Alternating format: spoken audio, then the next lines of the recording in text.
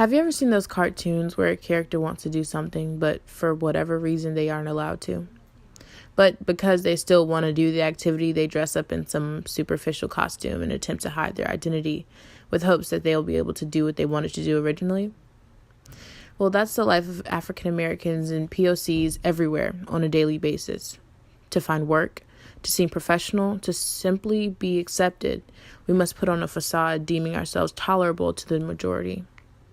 My name is Caitlin Nance, and my topic is cultural imperialism. And the ongoing question remains, is acting differently to be accepted in a white country? Is it selling our souls to the devil? Or is it our only method of survival?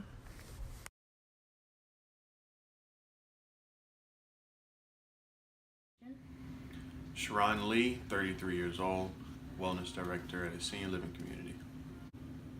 Alicia Nance Lee, age 40 years old, place of employment, North Carolina Wesleyan College, Administrative Assistant.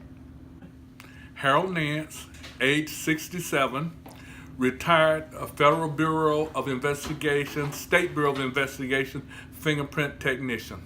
To bring it back, can we take back racist and say discriminatory? Because I think that's a better word. Yes, it is a much better That's word. a better word, and I am very discriminatory against words like the ones that they were saying in those names. I'm not about to hire you if your name is Watermelon Andrea. It's just not gonna happen.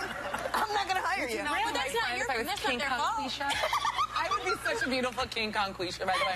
Are you implying that an individual with what is considered a ghetto name is not capable of doing a job in the same manner as an individual with what is considered a proper name? Or as I'm sure you would call it, an acceptable name. And if you aren't implying the foregoing, then are you implying that hiring an individual with what is considered a ghetto name perhaps taints a company brand in some way, shape, or form? Because obviously Watermelon Drea doesn't look as good as Becky on the staff roster. The idea of acting white or black, I think it goes to certain cultural differences.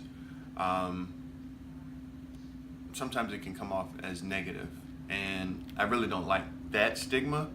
I think we should be who we are, and if I just happen to lean towards a certain crowd over another, that doesn't really make me white or black. That just makes me as a person. So going to that, I think that makes me honestly a well-rounded person. I can fit in almost any setting. There's some settings that I'm less comfortable than other settings, but the idea of acting black or acting white, I think that's kind of taking it a little too far, because we can, if you're around a person, you can interact with anyone, and I think that's a good quality to have. I believe that you can come across to the average person that you're portraying a certain culture or another, depending on who you're around. But my personal opinion is people are who they are, and depending on what they are internally is what they divulge to society. No, I don't. I believe in being who you are. I don't believe in overemphasizing either. I've seen white girls try to act black, and I've seen black girls try to act white. Just be who you are, because that's who you're going to be. So the question is, do I believe in changing? No, I don't. Speaking of ghetto, I took an Uber X here, and for the first time, my driver picked me up in a busted-ass Toyota. And literally, his wife was in the front seat. Oh, that is so ghetto. It was the worst. Oh my God, I would have just The question was asked, do I think that blacks sometimes have to alter their, what was that question? Their lifestyle, basically. Alter their lifestyle. They don't have to, but if they want to make it in this society, I would suggest that they do. They're going to have to alter something, because let's face it, look who's in charge of mostly everything. So I would say, in order to be successful, that there are alters, if that's the right word, that there have to be made. I think that in society today, African Americans are not necessarily forced to change how they act, dress, look. but I do feel like there is a certain type of norm or a certain type of expectation that we're kind of required, or a standard, I guess, would be that we're required to live up to. Yeah, just leave it at that. Yes, I do. And I believe that by the example of when naming children, you attempt to give them a name that would allow them to not be judged to go into a job interview prior to them even getting into the job interview. Some people want to think that black people talk with a lot of slang, with a lot of flavor in their voice, like we talk with our hands. I think black girl's voice is deeper, has more bass to it. People think that white people talk all proper and uppity, and they like pronounce words the right way. Like they say library and you hear both the R's. It did get me thinking about this concept of you talk white, which is something that I have heard my entire life. Some of the main ways are by the way they wear their hair and their clothes, because of our styles are totally different. When I was working with the FBI, I couldn't wear an afro because it appeared threatening. When I lived in an apartment complex years ago, I was very friendly with all my neighbors. I don't have a problem dealing with white, black, or whoever.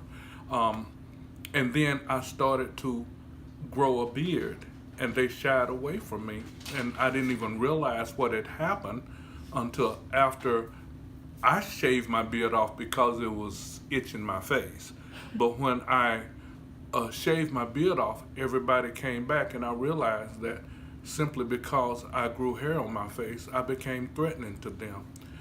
There are things that I like simply because it's my culture of where I came from, and that's what we had.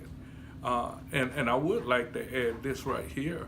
In growing up a lot of time and changing clothes, it meant that I changed with my brother.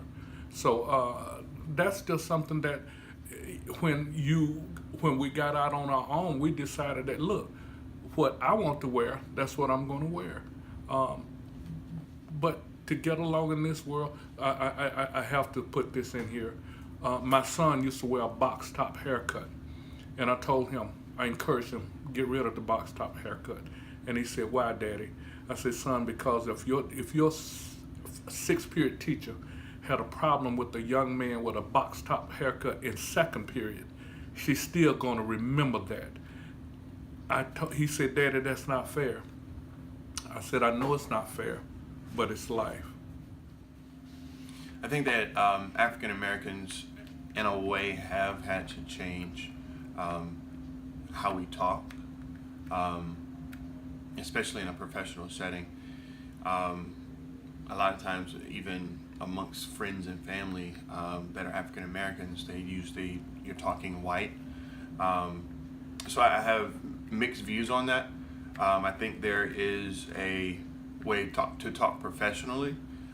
Being a manager myself and talking to a customer or the person that I'm serving, or even talking to coworkers that may be of the female, the Caucasian, that may be Caucasian. I'm cautious of some, I guess, terminology or some slang that I use. But I have found myself in other settings, whether it be in a break room, if I'm amongst other African Americans, I may talk a little bit differently, or use a certain lingo. And I think it's a part of our culture to talk that way. But I don't necessarily see it as a negative thing to be able to, or to have to switch it up and talk white or talk more professional. Were you taught to do that, or did that just come natural? I think it was more so just kind of a learned habit. Seeing your parents do it? Not necessarily seeing my parents do it, but I grew up in a rural area, so we kind of knew everyone and didn't really have to talk so professional or. But I think during college and is definitely in my beginning of my professional career, kind of having to change up and watch some of the things that I say, whether it's a slang term, whether it's a ebonics or whatever you want to call it. I have had to switch it up and just watch it. I don't think I've talked white or professional. From a female point of view, it's more common that you have straight hair, long hair. So our culture would either invest in adding hair and or relaxing hair for the hair to be less coarse and it's not in its natural state.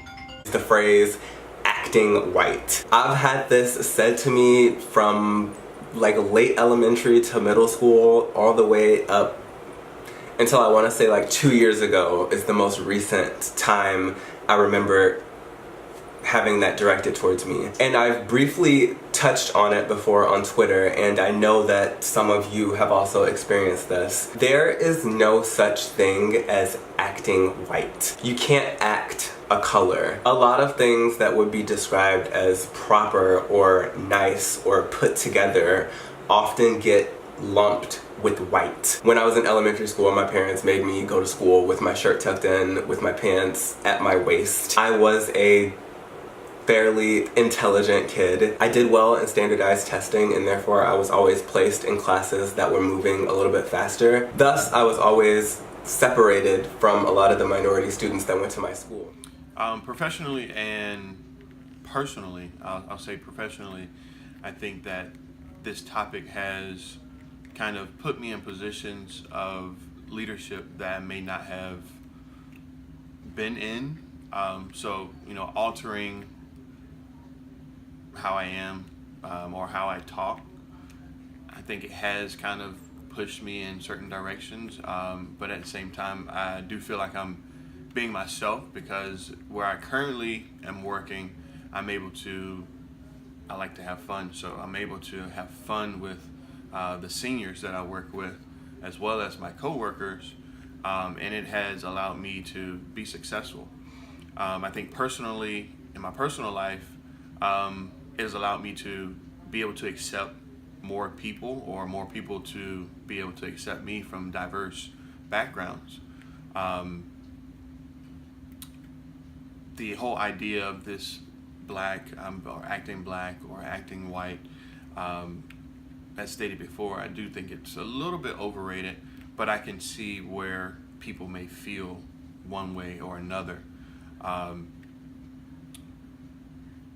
That's a very good question. I can remember when I started working for the State Bureau of Investigation after I worked for the Federal Bureau of Investigation for 7 years.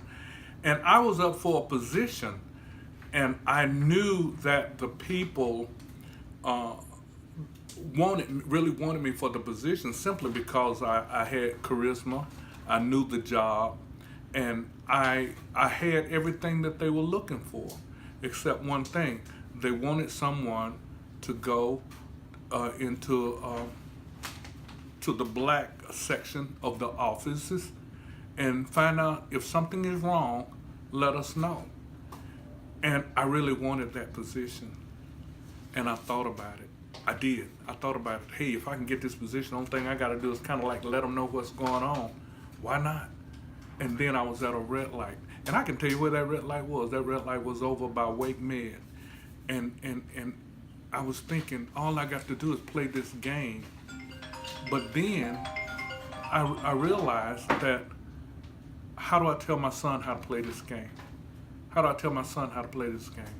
So I told the people on my job that I absolutely refuse to go and try to find out what's going on with the black people that were working on that job. I said, if you want me for this job, take me for my knowledge. If you don't, then I guess I don't get it. So I guess they didn't, because I didn't get the job.